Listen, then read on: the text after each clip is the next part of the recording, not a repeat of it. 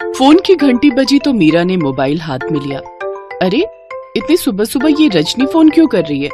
Hello, हाँ रजनी, बोल।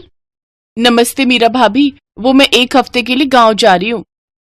क्या कहा? 1 हफ्ते के लिए? पर क्यों, अचानक कैसे? भाभी, वो मेरे ससुर के चाचा के लड़के के ससुर के भाई गुजर गए हैं तो वहां जाना है।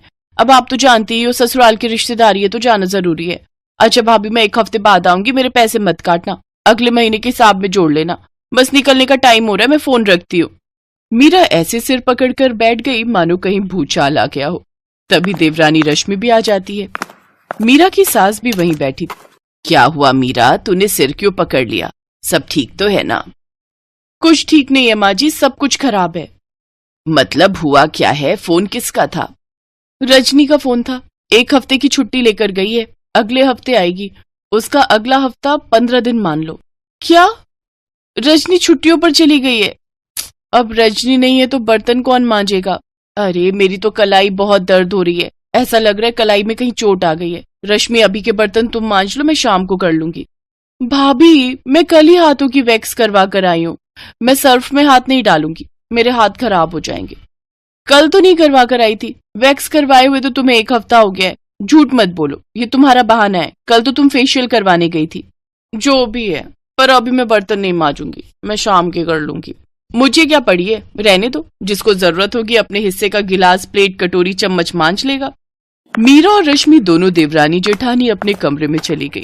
सास कलावती के हाथों में पहले ही सूजन रहती थी और चलने में भी दिक्कत होती थी, क्योंकि कलावती के घुटने बहुत दर्द होते थे।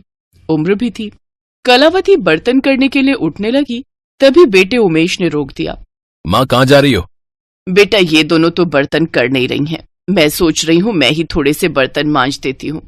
रहने दो माँ, तुम्हारे पहले ही सूजन रहती है, बर्तन करोगी तो हाथों की उंगलियों में सूजन और बढ़ जाएगी। हाँ, रहने दो, तुम मत करो, जिसको जरूरत होगी वो अपने आप बर्तन कर लेगा।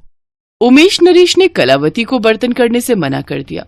मीरा और रश्मि ने अपने अपने कमरे की सफाई तो कर ली, पर अभी भी रसोई में बर्तन वैसे के वैसे ही पड़े थे। नरेश, तू चाय पिएगा? मैं बना रहा हूँ। बना दो भैया, 1 कप मेरी भी।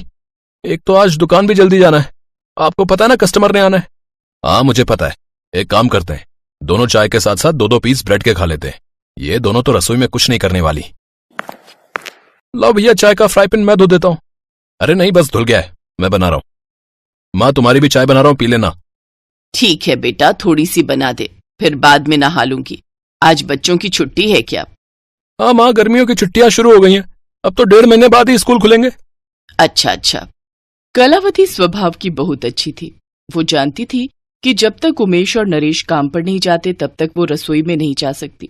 इसलिए जब उमेश और नरेश काम पर चले गए तो कलावती से रहा नहीं गया। वो जानती थी मीरा और रश्मि बर्तन मांजने नहीं आएंगी और बच्चे भी सोकर उठ जाएंगे तो नाश्ता मांगेंगे। इसलिए कलावती ने हिम्मत करके बर्तन मांजने शुरू किए और ढेर सारे बर्तन धीरे धीरे करके कलावती ने मांज धोकर रख दिए और सारी रसोई भी साफ कर दी। जब मीरा और रश्मि रसोई में गई तो वो हैरान हो गई। सारी रसोई चमक रही थी। मीरा और रश्मि थोड़ी शर्मिंदा थी क्योंकि इतनी उम्र की होकर कलावती बर्तन मांज रही थी और वो दोनों अपने कमरे में थी। दोनों चुपचाप रसोई में नाश्ता बनाने लगी। मीरा भाभी, पराठा दे दो, मैं माँ जी को दे आती हूँ। हाँ दे आ, ये ले आलू का पराठा, थोड़ी दही भी ले जा साथ में, माँ जी को अच्छी लगती है। मीरा भाभी, मुझे लगता है हम दोनों ने बहुत गलत किया है, बेचारी माँ जी को इस उम्र में रसोई में बर्तन करने पड़े। हाँ रश्मि, तुम ठीक कह रही हो, माँ जी के हाथों में इतनी सूजन रहती है, बेचारी घुटनों से चल नहीं पाती और फिर भी पूरी रसोई साफ करके चुपचाप बैठी हुई है।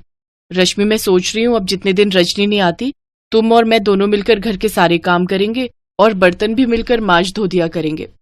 ठीक है भाभी, और अब हम इस बात को लेकर कोई लड़ाई नहीं करेंगे, हम मिलकर काम करेंगे।